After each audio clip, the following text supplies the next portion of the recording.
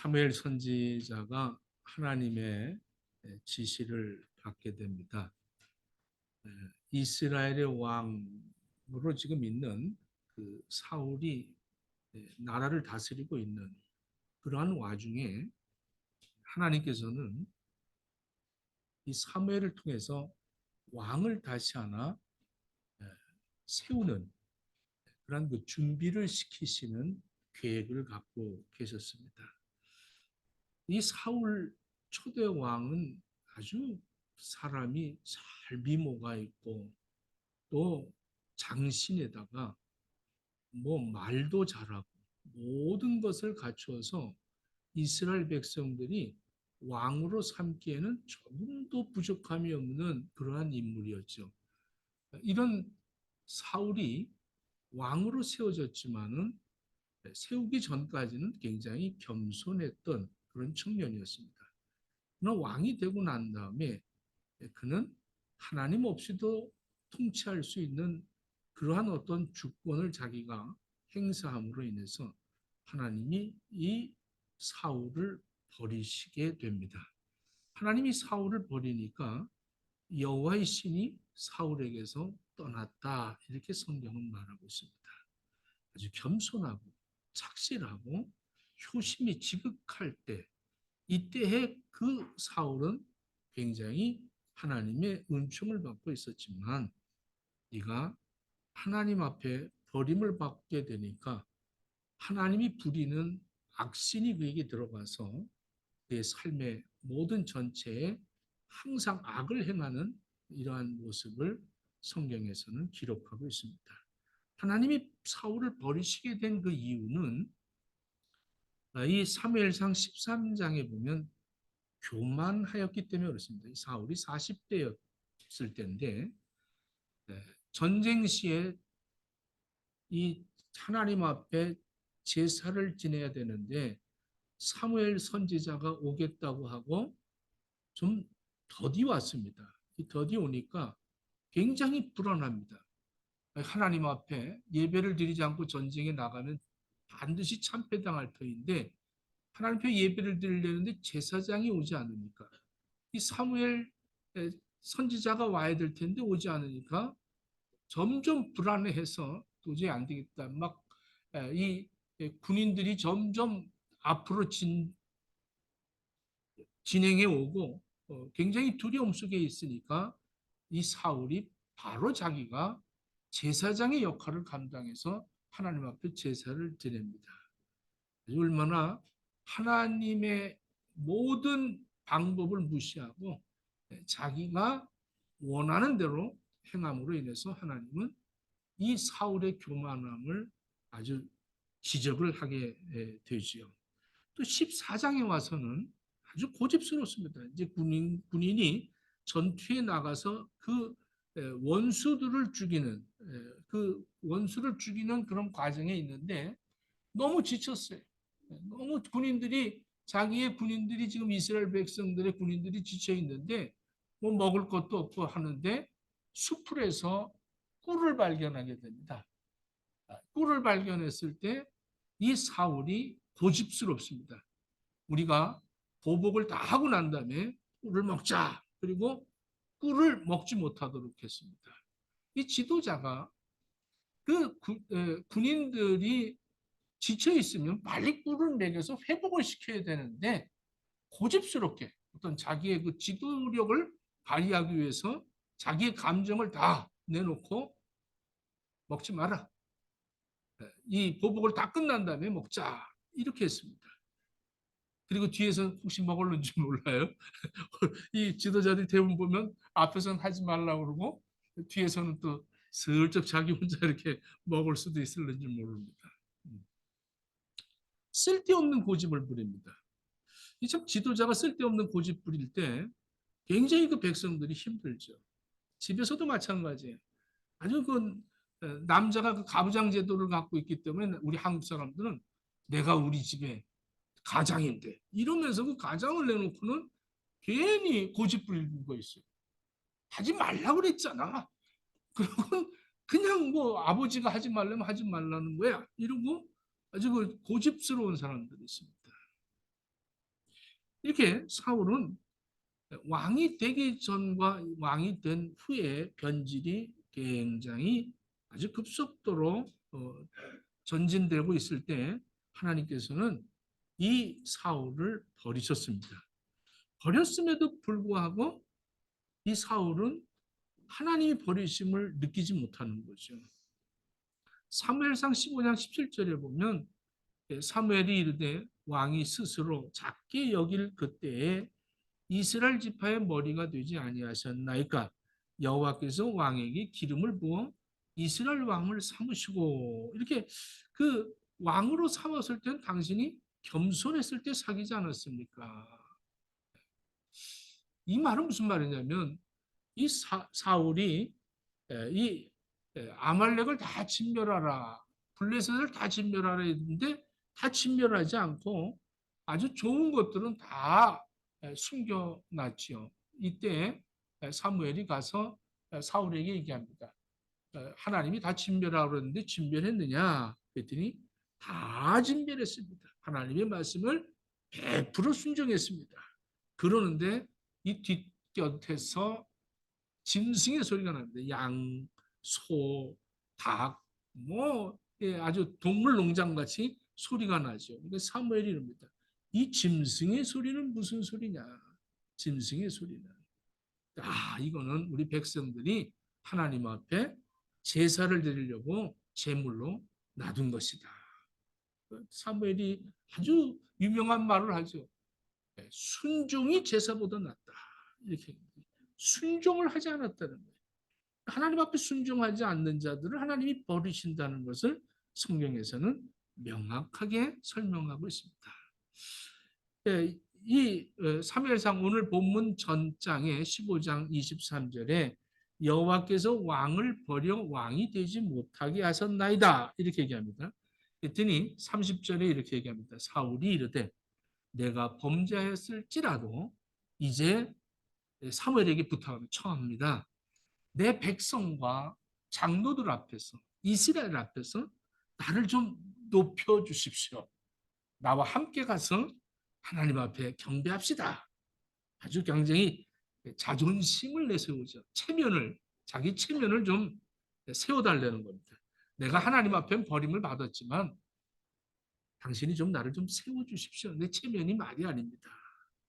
이게 바로 이제 참 외면이 사울 그러면 외적으로 훌륭하고 모든 것들이 전부 외적인데 집중을 두고 있습니다.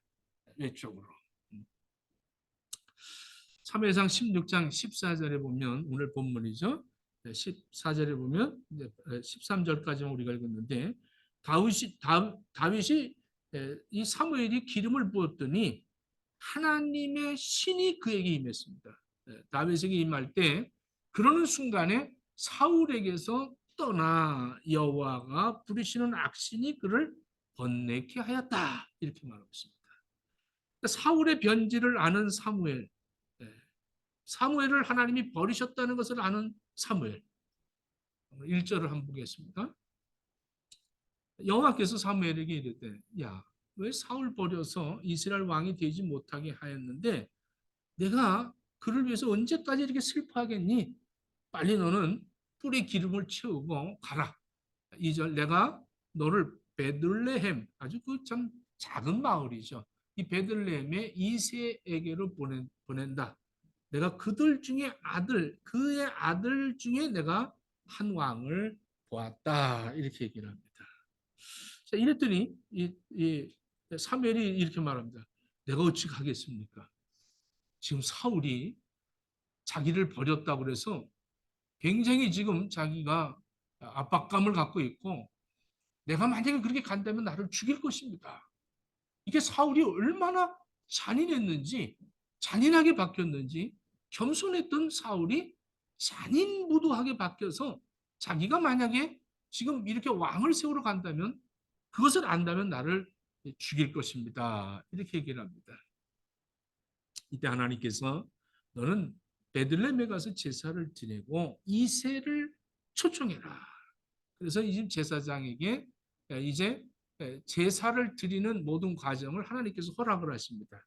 그래서 이쯤 사무엘이 이 베들레헴을 찾아갔는데 그 당시에 왕의 옆에 있는 하나님의 종이기 때문에 아주 굉장히 두려워했습니다. 근데 이 촌동네에 지금 사무엘 선지자 이 제사장이 가니까 감청이 놀라는 거죠. 3절 한번 봅시다. 이새를 제사장으로 이제 제사에 청하게 하고 4절. 사무엘이 여호와의 말씀대로 베들레헴에 이르니 성읍 장로들이 떨며 그를 영접했다고 했어요. 두렵다는 거죠. 무슨 일이 있는? 우리 집에 무슨 일이 있는? 여러분들 혹시 목사가 여러분들 집 찾아가면 또 내 잘못했나? 이런 사람들 있잖아요. 괜히 잘못하면서 사는 사람들은 그 잘못을 자기가 스스로 양심적으로 이게 가책을 갖게 되는 거죠. 지금 이 베들레헴에 이 사무엘이 갔더니 두려웠습니다. 하면서 평강으로 오셨습니까? 이러고 물어봤습니다. 평강으로 오셨습니까? 아니면 우리를 벌하려고 오셨습니까? 이랬더니 이 사무엘이 이럽니다. 평강이다. 걱정하지 말라. 하나님이 제사 드리라고 해서 여기 왔다. 제사를 드리고 이새와 그 아들들을 이제 초청을 합니다. 그 제사에. 이제 이새 아들들이 아주 성결하게 모든 것들을 다 제사를 드리기 위해서 만반의 준비를 하고 이 제사에 참석을 하죠. 사무엘이 이제 이세 아들을 쭉 하나씩 보면서 이 엘리압을 보니까 이 엘리압을 보니까 아주 참 마음에 들었어요. 참 이 마음에 이 엘리압을 하나님이 세우려나 보다. 그리고 이 엘리압에게 기름을 부으라고 그랬더니 7절에 여호와께서 사무엘에게 말합니다. 너 영모 보지 마라. 키 보지 마라. 참 여러분들 키 작은 사람들이 여기서 은혜를 받아야 돼. 키 보지 마라. 용모 보지 마라. 내가 벌써 그거 버렸다. 내가 보는 것은 사람과 같지 아니하니 사람은 외모를 보거니와 나 여호와는 중심을 보느니라. 이렇게 말합니다. 이 성경에 나오는 모든 사람들, 인물들은 모두가 얼마나 예수님을 닮았는가. 그의 삶의 현장 속에서 이 구약 성경에 나오는 그 인물들의 그 삶 속에서 얼마나 예수를 증거하고 있는가. 이것을 굉장히 초점을 잡고 있습니다. 그러니까 사울은 하나님의 그 기름 부음을 받았지만은 예수 그리스도에 대한 이런 어떤 표징이 전혀 없이 그렇게 살았어요. 하나님은 뭘 보시느냐? 저 사람이 얼만큼 예수를 전하냐? 얼만큼 예수를 닮았느냐? 이 중심을 보시는 거예요. 그 사람이 어떻게 잘 살았느냐? 어떻게 통치를 잘했느냐? 얼만큼 배웠느냐? 얼만큼 잘생겼느냐? 어떤 실력을 갖고 있느냐? 어떠한 백그라운드를 갖고 있느냐? 이거 전혀 보지 않습니다. 그 중심에 예수를 정말로 닮아가고 있느냐? 그리고 예수를 얼만큼 증거하고 있느냐? 이걸 보십니다. 옆 사람 봐보세요. 예수님 닮았나? 아니면 사울처럼 모양만 반질하게 그렇게 신앙생활 하느냐? 이게 성경이에요. 그래서 마태복음 1장에 보면 이렇게 예수의 계보를 얘기하는데 이렇게 얘기합니다. 마태복음 1장 1절에 예수 그리스도의 계보라. 그리고 아브라함과 다윗의 자손 이렇게 나옵니다.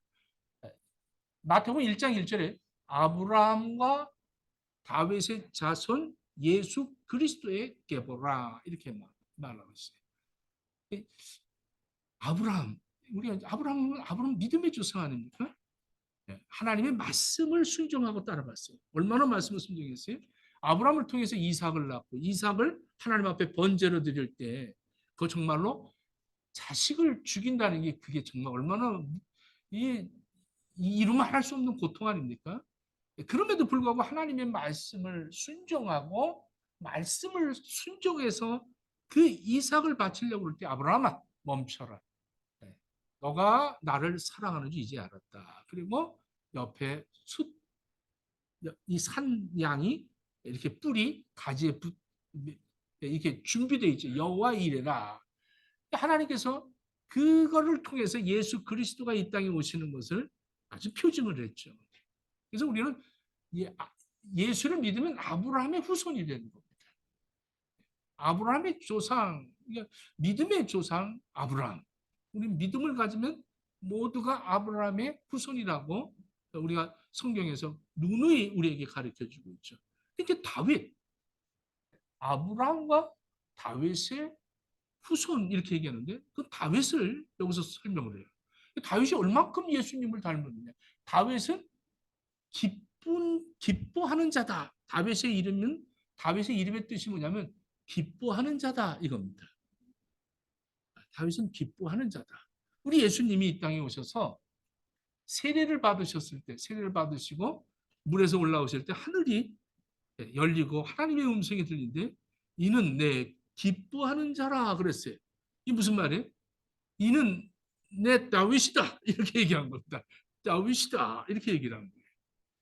얼마나 다윗이 예수님과 이렇게 밀접한 관계인지 아주 중심이 같았다는 거예요. 이 다윗도 기름을 3번이나 부었습니다. 오늘 사무엘이 부었죠. 유다에 가서 기름 받았죠. 왕이 될 때 제사장들 앞에서 기름을 받습니다.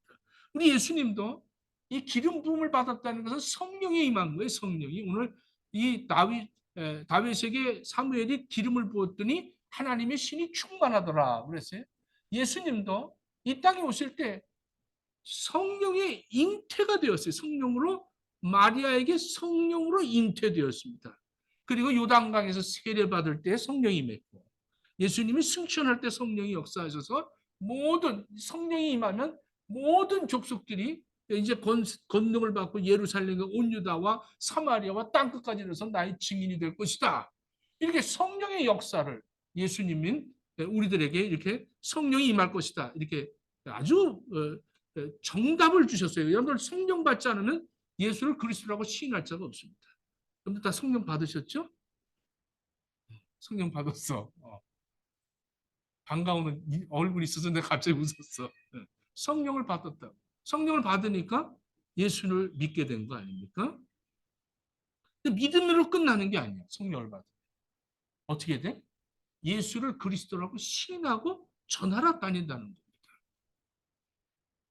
이게 바로 다윗과 예수님과 이 아주 밀접한 그런 관계를 갖고 있다는 거죠.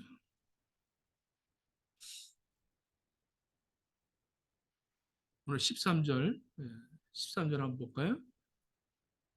사무엘이 기름 풀병을 가져다가 그의 형제 중에서 그에게 부었더니 이날 이후로 다윗이 여호와의 영에게 크게 감동되니라. 여호와의 영으로 크게 감동되었다. 7 아들들이 다 전부 지나갈 때 이 사무엘은 이제 하나님이 이 7절에 얘기했듯이 외모를 보지 말라고 그랬으니까 외모를 안 보는 거예요. 근데 아무도 없어요. 일곱 명 중에. 그러니까 이제 사무엘이 말합니다. 이 이세에게 너희 자식이 이거 7명 전부냐? 그랬더니 이세가 이렇게 얘기합니다. 우리 아들들이 하나가 또 있는데 이놈은 막내입니다. 그랬어요. 이놈은 막내입니다. 그러니까 아마 이 막내가 하나 남았는데 이 막내는 지금 양을 치고 있습니다. 양을 지키고 있다는 거예요. 그러니까 이 이세의 눈에서는 이세는 외모를 가지고 자식들을 봤기 때문에 이 다윗 이 막내는 아주 업신여긴 거죠. 이렇게 열외를 시킨 거예요. 무시해버린 겁니다. 볼품이 없다. 그러니까 너는 이 계열에 너는 쓸 수 없는 사람이다. 그러니 너는 양을 지켜라. 이렇게 양을 치는 여러분 양친다는 것이 그렇게 쉬운 일이 아닙니다. 그러니까 형들은 뭐 공부를 하고 대학 입시를 가려고 뭐 학원을 다니고 어떤 사람은 또 뭐 바이올린을 잘 치고 어떤 사람은 피아노를 잘 치고 뭐 어떤 사람은 무술을 잘하고 다 잘하는데 이 막내는 아무것도 할 수 없는 그런 아들이라고 생각을 해서 너는 그냥 가서 양이나 지켜라 이렇게 무시를 업신여긴 거예요. 외적으로 완전히 무시를 당한 거죠. 근데 하나님께서는 그 다윗을 만나는 순간에 그에게 기름을 부어라 이렇게 말씀합니다. 감사한 일 아닙니까?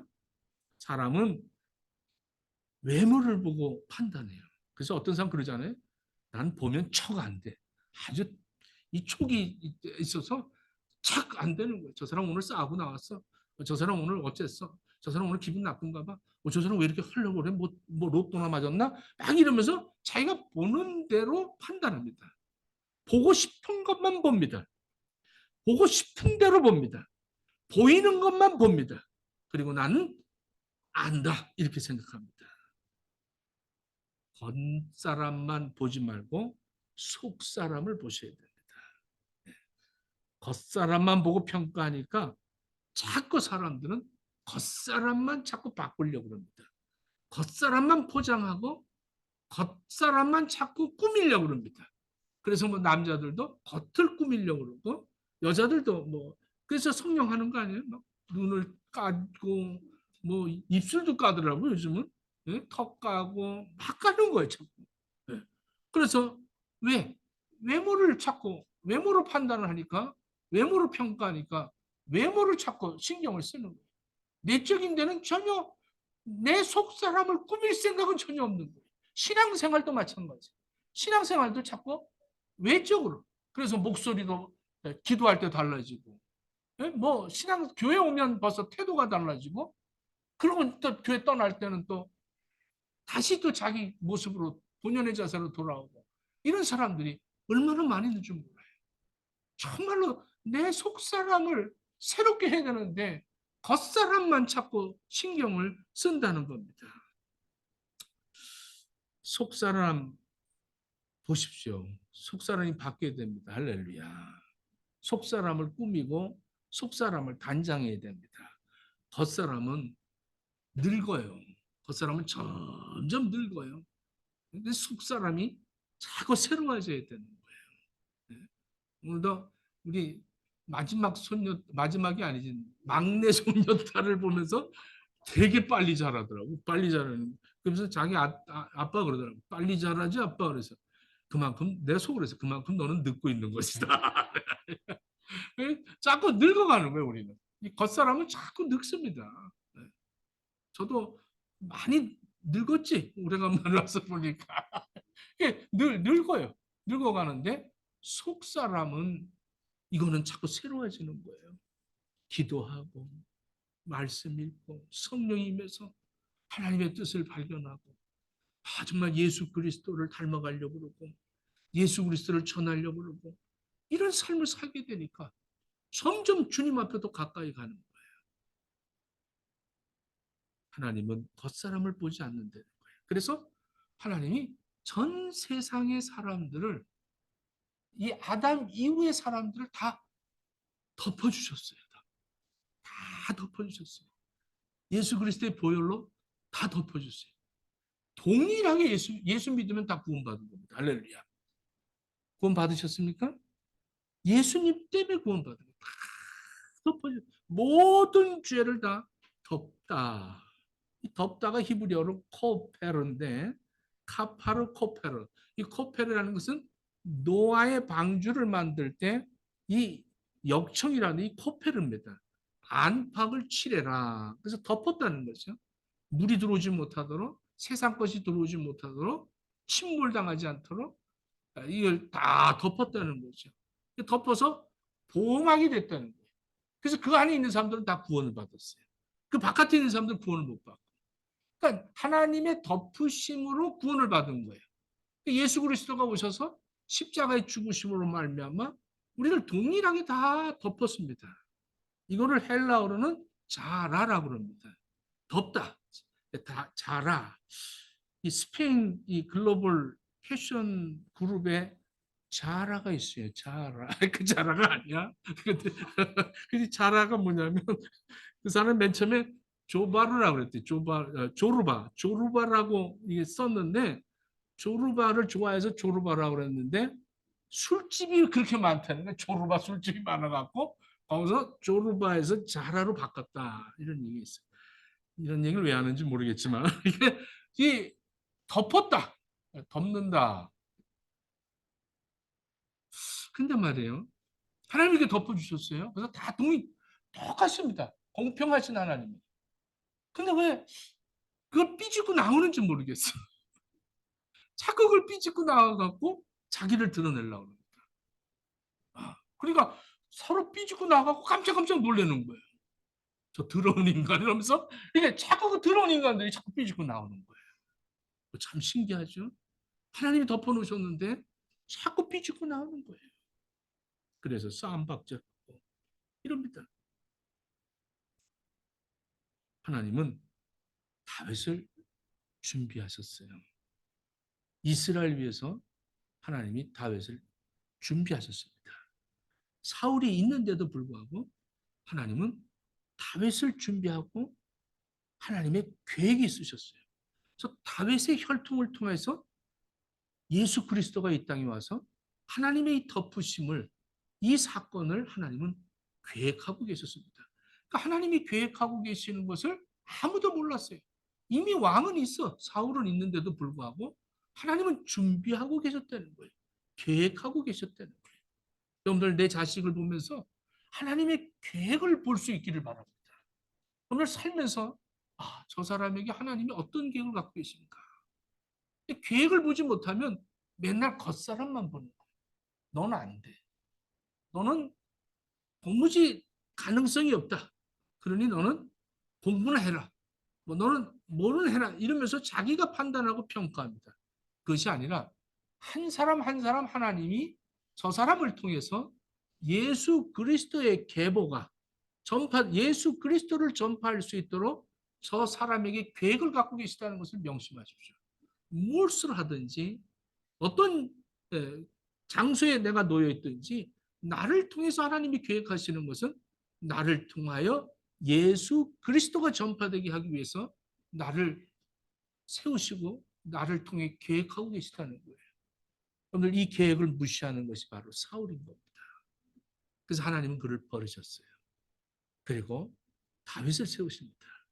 다윗을 보면서 중심을 받다는 거예요. 다윗의 중심이 어땠어요? 다윗은 하나님을 경외하는 사람입니다. 양을 키면서 항상 하나님과 그 들에서 얼마나 하나님과 같이 하나님 참 별이 많군요. 하나님이 지으신 모든 세계 다 하나님을, 그래서 이 다윗은 시인 아닙니까? 시편을 보면 이루 말할 수 없어요. 다윗은 하나님을 경외했어요. 하나님을 높여드렸어요. 그리고 하나님을 사랑했어요. 그래서 시편을 보면 모든 것이 하나님을 사랑한다고 이렇게 고백합니다. 이 다윗을 왕으로 기름 붓자마자 왕으로 세운 것이 아니라 그 사울을 통해서 15년간을 고통을 겪습니다. 도망을 다니는데 이름 말할 수 없어요. 하나님이 세우셨으면 바로 그냥 왕으로 세우고 사울을 죽여버리면 끝날 텐데 하나님 그러지 않았어요. 다윗을 훈련시키는데 15년 동안 훈련을 시킵니다. 그 15년 기간 동안에 그는 도망 다니면서 얼마나 많은 것들을 배우는지 몰라요. 현재의 나의 고난은 하나님이 연단을 시키고 훈련을 시키셔서 하나님의 계획을 이루시고 계시다는 것을 깨닫는다면 내 고통은 내가 지금은 당하는 것이 고통이지만 이것이 순례의 길이라는 것을 깨닫게 됩니다. 내 인생이 여행길이 아니구나. 내 인생이 순례길이구나를 깨닫게 되죠. 여러분, 여행하는 사람들은요 맨날 불평불만입니다. 여행 가보면 전부 불평해요. 왜 이렇게 밥이 작으냐? 왜 짜냐? 잠자리가 왜 이렇게 불편하냐? 비행기가 왜 이렇게 사람이 많으냐? 뭐 매일같이 그 가이드에게 맨날 불평불만합니다. 그러나 순례자들은 그렇지 않아요. 늘 감사한 거예요. 순례 길을 가는 사람들은 맨날 넘어지고 자빠진데도 주님의 은혜가 이러면서 찬양을 하면서 감격하면서 살아가요. 그리고 그 달려갈 길을 다 달려가서 그 다음에 어떻게 돼요? 야, 너 올인했구나. 이제 와라. 그리고 다 면류관을 이렇게 줍니다. 우리 행복의 식구들 전부 이제 다 올인하십시오. 할렐루야. 예수 앞으로 가는 거예요. 예수님 앞으로. 그 면류관을 다 주는 거예요. 면류관 받아 쓰고 그리고 가서 예수님 앞에 갔을 때 면류관을 예수님한테 드리는 거예요. 그래서 요한계시록에 보면 면류관을 예수님 앞에 드리면서 주님이 하셨습니다. 이게 순례의 길입니다. 나의 삶을 전부 주님이 이렇게 인도하셨습니다. 이게 성경의 답입니다. 이렇게 살라고 오늘도 저는 이렇게 외치고 있는 거예요. 들을 수 있는 귀들을 가진 사람들은 들을지어다. 전혀 안 듣는 거예요. 주일날 한번 딱 나와서 삐쭉 나와갖고 아멘, 아멘 하다가 가면 끝나는 거예요. 8년 동안 이랬어요. 8년 동안 했어요. 8년을 이렇게 하고 우리 교회가 이전을 합니다. 그래서 저도 이번에 각오했어요. 우리 후배가 여기 있는데 제가 교회를 빌리려고 이렇게 전화를 했어요. 야, 뭐 좀 어디 교회 좀 소개 좀 해봐라 그랬더니, 아이 선배님, 이 70이 다 되셔갖고 무슨 또 개척하시는 마음으로 교회를, 그래서 내가 뭐 그 마음이 그냥 찡하네요. 그래. 자기가 마음이 갑자기 그냥 써느라고 찡하더라고요. 야, 난 아직 10년 젊어. 모세는 80대에 쓰셨는데 내가 좀 일찍 쓰시는 거예요. 이제부터 난 시작이다. 존경합니다, 선배님. 이러면서 또 그렇게 시작을 하시려고. 그래서 오늘도 취입사하고 만나자마자 우리 다시 한번 개척 한번 해보자. 이러면서 다시 그랬더니 알았지. 이거는 취집사에 있어서 좋아. 이거 마음 편하냐고. 뭘 할 때 즉시 팍 해갖고 내 말 싹 들어. 그냥 뭐 이거 없어. 그냥 하자 그러면 팍 그렇게 버리고 벌써 다 됐어. 그래서 야, 하나님이 이렇게 붙여주셔서 우리 이경 집사님 또 얼마 또 있고 다시 새롭게 이제 나는 그런 마음을 갖고 있어. 그런 마음으로 다시 시작을 합니다. 여러분들, 나를 통해서 하나님 계획하고 계세요. 예수를 전하라. 나를 통해서 한 영혼을 구원하라고. 나를 통해서 하나님이 지금 사람들을 구원하시려고 하고 있어요. 이 계획에 여러분들이 겉사람만 드러내려고 하지 마라. 잘 믿는 척하고 교회 뭐 굉장히 관심 있는 것 같고 걱정하고 이러는 것 같고 이러지 마라. 속사람이 정말 내가 정말 교회를 위해서, 정말 교회를 위해서, 내가 정말 예수를 위해서, 정말 예수를 위해서 내가 살고 싶은 거야. 아니면 그냥 쑥 와서 관광 온 것처럼 쑥 와서 불평 불만이나 하고 있는 거야. 내가 정말로 예수를 닮아가려고 무던히도 애를 쓰고 십자가를 지고 가려고 하는 거야. 우리 형의 식구들이요. 우리 한번 정말로 겉사람은 하나님이 안 보신대요. 관심도 없대요. 속사람의 관심이 있다는 거예요. 하나님의 관심에 쓰임 받기를 바랍니다. 사람들에게 좋게 하랴. 하나님을 좋게 하랴. 사람을 기쁘게 하랴. 하나님을 기쁘시게 해드리랴. 사람을 기쁘게 하면 내 그리스도의 종이 아니라. 얼마나 참 담대하고 기쁜 감격스러운 말 아니에요? 여러분의 삶에서 사람을 좋게 하려고 하고 산다면 체면 차려야 되고 어떤 그런 것들을 모면하면서 사는 이 사울처럼 내 체면 좀 살려달라고. 아주 체면 좀 살려달라고. 이 얼마나 비참한 일이야. 하나님 다 보고 계시는데. 체면 때문에 사는 사람들. 하나님은 중심을 보십니다. 2022년도 우리 교회 표가 하나님 중심을 보시는 거예요. 11월 하면서 우리 젊은 하은이도 중심이 뭐 선욱이도 그 중심이 저는 이런 데 더 관심이 있어요. 이렇게 젊은 청년들이 이번에도 이제 성경 퀴즈 대회를 하는데 둘이 만나서 이번 주 안에 다 이거 한다고 그랬어요? 문제 낸다는 거예요. 야, 문제 내면서 목사님 괴롭히려고 또 엉뚱한 문제 내고 그러지는 마시고 이렇게 또 문제를 내서 이제 얼마나 지금 뭐 이런 그 계획들을 갖고 있는 게 이 계획이란 말이에요. 이게 계획. 하나님의 그 영광을 위해서 계획을 세우는 거예요. 우리가 뭘 우리가 계획을 세우려고 해야지. 하나님의 계획을 무너뜨리려고 하면 안 되는 거예요. 한국의 식구들이요. 오늘 다시 한번 우리가 하나님의 마음에 드는 중심이 하나님 앞에 쓰임받는 저와 여러분 되어지기를 예수님의 이름으로 축원합니다. 기도하겠습니다. 하나님, 사람은 외모로 판단하지만 하나님은 중심을 보십니다. 하나님은 다윗을 통해서 구원하실 계획을 갖고 계시고 다윗의 자손으로 예수 그리스도를 이 땅에 보내실 계획을 갖고 계셔서 다윗을 만나니 내 마음에 합한 자라고 하셨습니다. 다윗에게 기름을 부으니 성령이 충만하였다고 했습니다. 하나님, 우리가 성령의 충만함을 받아서 우리를 통해서 어느 누구에게인가 예수 그리스도를 증거하는 계획을 갖고 계심을 깨닫게 하시고 이 계획에 순종하는 저희들의 삶이 되어지도록 허락해 주옵소서. 예수님 이름으로 기도드립니다. 아멘. 찬송가 364장을 함께 찬송합니다.